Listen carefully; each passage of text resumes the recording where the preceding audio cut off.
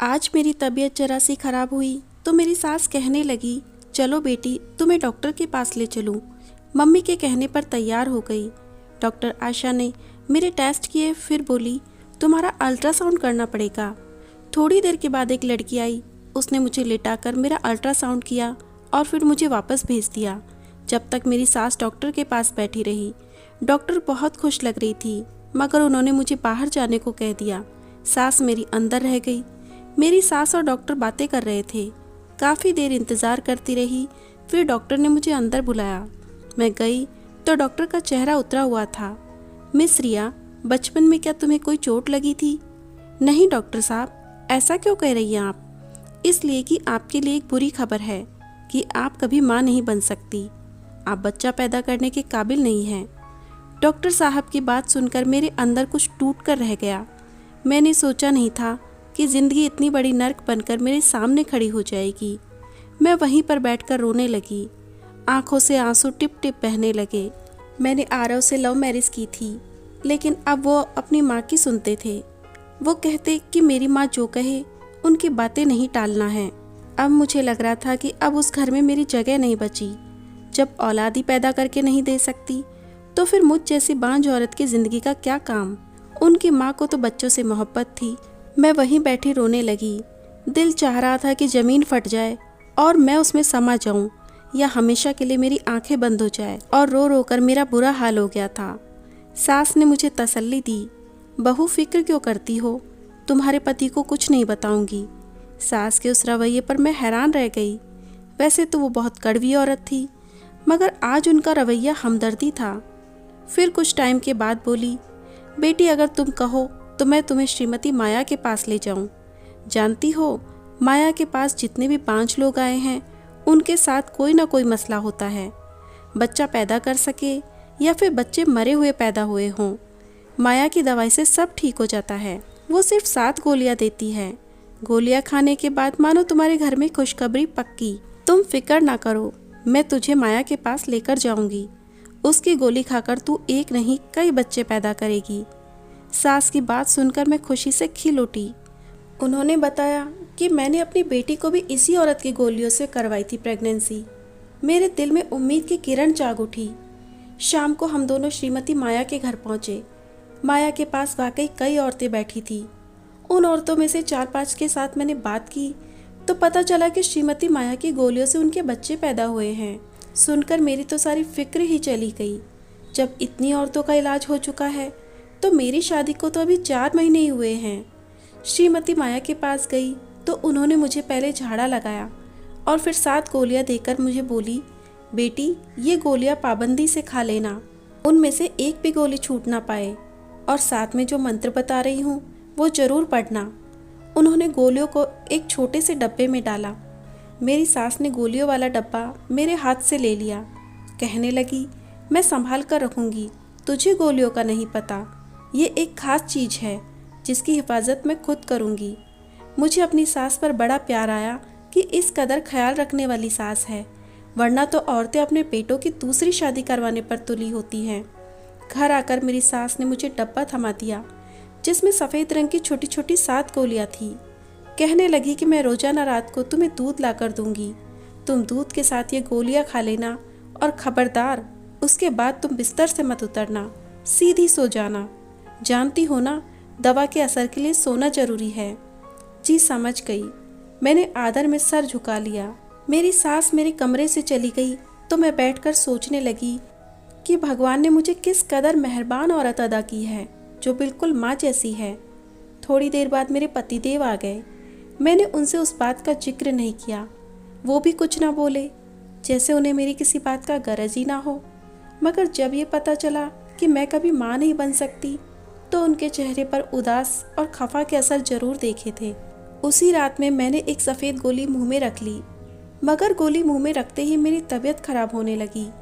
ऐसा लगा जैसे मैंने कोई अजीब सी जहरीली चीज़ खा ली हो। मगर फिर अपनी औलाद के लिए मुझे इतना तो करना ही था। मैंने बड़ी मुश्किल से गोली अपने हलक से उतारी। अब बस इंतज़ार कर रही थी कि कब ये दिन गुजर जाए और मैं प्रेग्नेंट हो जाऊं, मैं अपने पति को खुशखबरी सुनाऊं। 2-3 दिन ठीक ठाक से गुजर गए, मगर मैं एक बात से ज़्यादा परेशान थी। मैं जब भी सुबह उठती, मेरी कमीज पर काले रंग के दाग लगे हुए होते। उन दागों का निशान भी समझ न आता कि ये कैसे लगा है। उसके अलावा मेरा सर भारी होता और पूरे जिस्म में दर्द होता। उस चीज़ ने मुझे परेशान कर रखा था, मगर मैं अपनी सास से कुछ ना कहती कि कहीं वो दोबारा मुझे किसी डॉक्टर के पास ना ले जाए। वैसे भी मेरा बहुत ख्याल रखती थी। आज मैं बहुत खुश थी क्योंकि मुझे गोली खाते खाते 6ठा दिन हो गया था। मेरे पास अब सिर्फ और सिर्फ आखिरी गोली रह गई थी। मैं रात हुई तो सोचने लगी कि आज आखिरी गोली खाकर सो जाऊंगी। उसके बाद शायद जल्दी ही मुझे खुशखबरी सुनने को मिले। उस खुशी में गोली मेरे हाथ से गिर गई। रात का वक्त था, कमरे में हल्का हल्का अंधेरा था। मैंने गोली ढूंढने की बहुत कोशिश की, मगर मुझे कहीं ना मिली। फिर मैं जाकर टॉर्च लेकर आई। बेड के नीचे हर जगह घूम फिर कर देखा, मगर मेरी गोली गुम हो गई थी। मुझे बड़ा अफसोस हुआ और सोचने लगी कि आखिरी दिन था, अब न जाने बाकी गोलियों का असर भी मुझ पर होगा या नहीं। फिर सोचने लगी, श्रीमती माया कौन सी दूर है, अभी वक्त ज़्यादा नहीं गुजरा। सुबह भोर में अंधेरे ही उनके घर चली जाऊंगी और उनसे गोली ले लूंगी। ये सोचकर मैं लेट गई। अभी मुझे लेटे हुए 10 मिनट ही गुजरे थे कि मेरी सास कमरे में दाखिल हुई। मेरी बोलती बंद हो गई। कहीं ये ना समझे कि मैंने गोली नहीं खाई, क्योंकि गोलियां खाते ही अक्सर मुझे नींद आ जाती थी। मैं सोच रही थी कि एक दो बार मुझे देखने के बाद मेरी सास कमरे से चली जाएगी, मगर ऐसा नहीं हुआ। वो मेरे कमरे में रुकी रही। मैं आंखें खोलकर देख भी नहीं सकती थी कि वो क्यों रुकी है।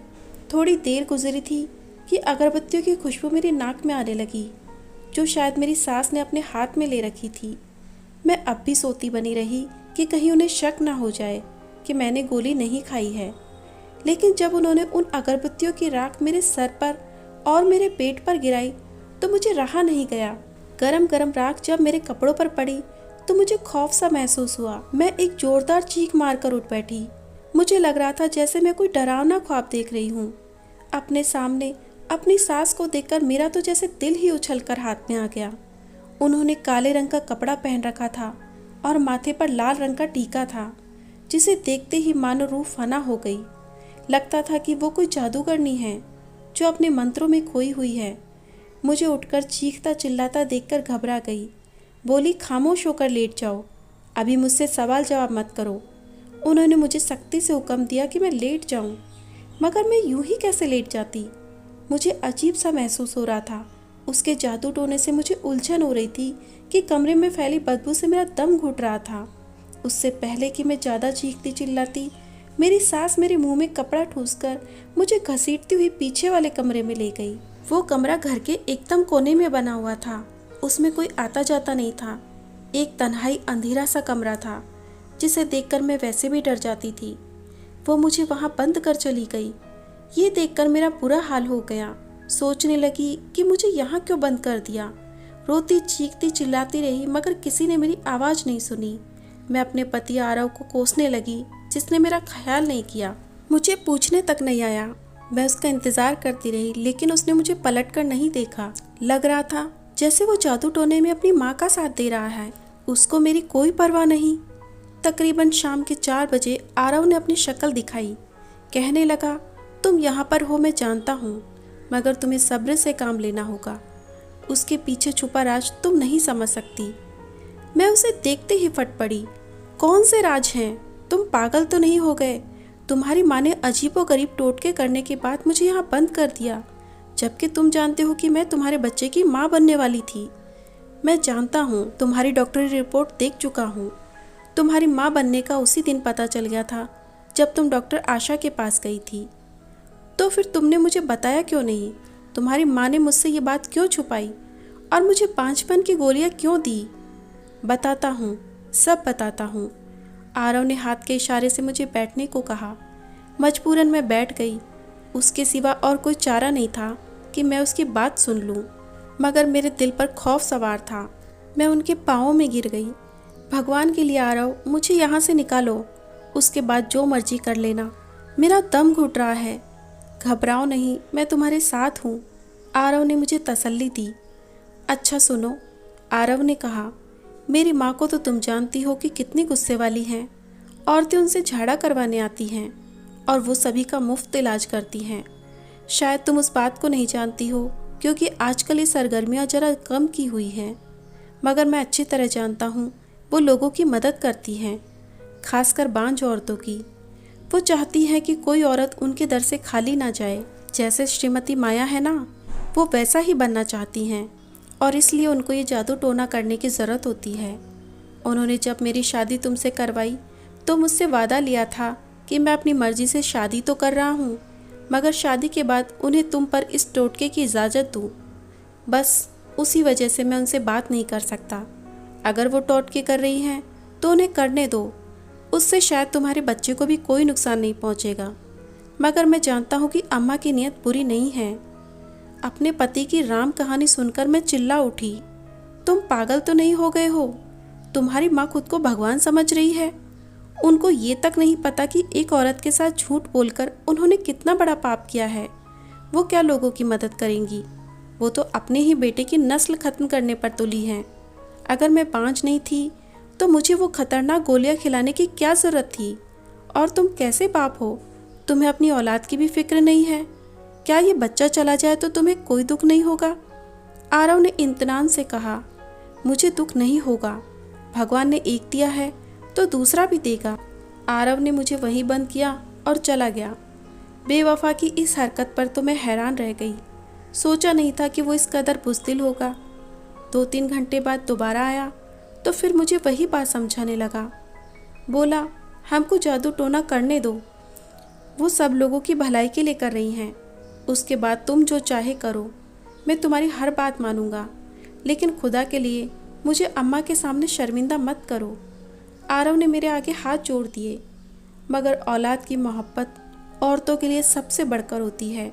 नहीं आरव, मैं अपनी औलाद का गला नहीं घोट सकती। अपनी माँ से कह दो कि जब तक मैं जिंदा हूँ उसे ये जादू टोना नहीं करने दूंगी। मैं गुस्से से दहाड़ी। आरव पत्थर बना मुझे देखने लगा, जैसे उसे यकीन आ रहा हो कि मैं अपनी औलाद से कितनी मोहब्बत करती हूँ। वो कमरे से उठा और बाहर चला गया। मुझे सास के चीखने की आवाज़ आई। फिर वो भागा हुआ मेरे कमरे की तरफ आया। जाओ, तुम निकल जाओ इस घर से। जितनी दूर जा सकती हो चली जाओ, वरना मम्मी तुम्हारी जान ले लेगी। आरव ने मुझे अपने एक दोस्त के घर का पता दिया और मुझे रोड तक छोड़ने भी आया। बोला, कुछ दिन यहाँ रहो, मैं खुद तुम्हें यहाँ से लेने आऊँगा। अम्मा पर जुनून हावी हो चुका है, वो तुम्हें नहीं बख्शेगी। आरव की बात ठीक थी। मैं उस घर से चली गई। मैं दिल ही दिल में दुआ कर रही थी कि जहाँ जा रही हूँ उन लोगों का व्यवहार मेरे साथ अच्छा रहे। वहाँ पहुँची तो रामू और उसकी बीवी ने मेरा स्वागत किया। शायद मेरे पति ने उन्हें पहले ही बता दिया था कि मैं आ रही हूँ। उन लोगों के घर मुझे किसी किस्म की कोई तकलीफ़ नहीं हुई। मैं आराम से 7 महीने वहाँ रही। उस दौरान आरव ने मेरी खबर ना ली। मेरी उम्मीद टूटने लगी थी। लगता था जैसे वो पलट कर नहीं आएगा। मगर फिर एक दिन मुझे दीदी ने बताया कि तुम्हारा पति तुम्हें लेने आ रहा है। खुशी से मैं फूली ना समा रही थी। मेरा आखिरी महीना चल रहा था। आरव आए तो उनके चेहरे पर परेशानी थी। वर्षों के बीमार और कमज़ोर लग रहे थे। आते ही मेरे आगे हाथ जोड़ दिए। मुझे माफ़ कर दो, खुदा के लिए मेरी माँ को भी माफ़ कर दो। आरव, आरव क्या हुआ है? आप यूँ रो क्यों रहे हो? तब आरव ने मुझे बताया कि अम्मा को उनके किए की सज़ा मिल गई है। उनके साथ जो हादसा हुआ उससे वो अपना दिमागी हालत खो चुकी हैं और अब अजीबोगरीब बातें करती हैं। लोग उन्हें देखकर हंसते हैं और वो ज़िंदगी और मौत के बीच की लड़ाई लड़ रही हैं। आरव की बात ने मुझे परेशान कर दिया। अपने पति की बात सुनकर मैंने अपनी सास को माफ़ कर दिया। बेशक माफ़ करने में ही बड़प्पन है। फ्रेंड्स, हमारी कहानी अच्छी लगी हो तो वीडियो को एक लाइक ज़रूर दें।